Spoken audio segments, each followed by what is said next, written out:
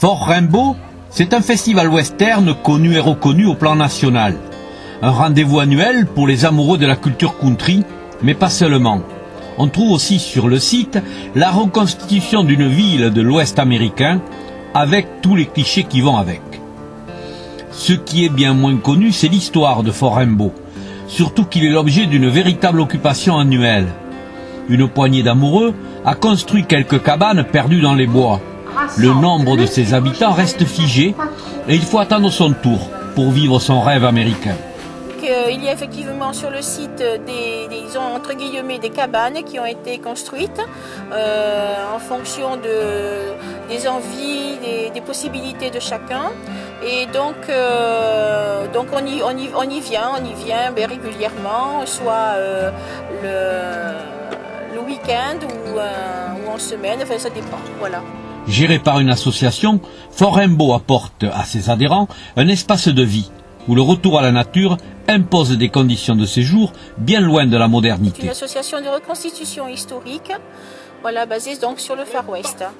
Donc cow-boys, indiens, trappeurs bien sûr.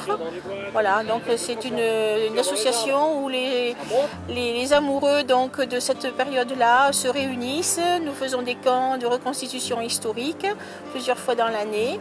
On y vient chercher bien on va pas dire des racines, mais une vie calme, une vie plus conviviale, parce que c'est très convivial. Hein. On se promène dans le site, on est invité par les uns, par les autres. Donc et puis en plus, donc on écoute la musique, bien sûr, western, qui nous réunit aussi, les livres, toute cette période-là. Donc les hommes pourraient en parler davantage, parce qu'eux, ils sont plus branchés sur les armes aussi.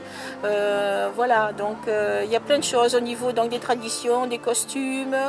Il y a tout un tas de choses, la cuisine aussi, ce qu'on faisait à l'époque. De toute façon, on est obligé de faire attention à l'eau puisque nous n'en avons pas. Donc on est obligé de faire attention. Il n'y a pas d'électricité non plus, donc tout est à la chandelle et à la lampe à pétrole.